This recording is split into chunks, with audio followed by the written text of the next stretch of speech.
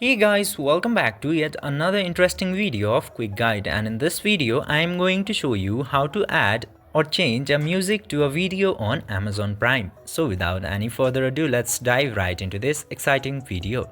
Now, in order to change music, just simply open Amazon Prime Video and open a content which you want to watch into Amazon, and just simply play the content which you want to watch, and in there you will find this options at the top right. Just simply tap into that option and then it will give you the available audio options into Amazon. Just simply select the audio that you want to change into and then click to close button. Then after doing this, your audio or music choice will be added into Amazon Prime Video. By following these very easy steps, you can also easily change a music to any video on Amazon Prime, but your desired audio or music has to be available into that video. I hope this video was helpful for you. If yes, don't forget to like, share and subscribe to the channel to never miss another update.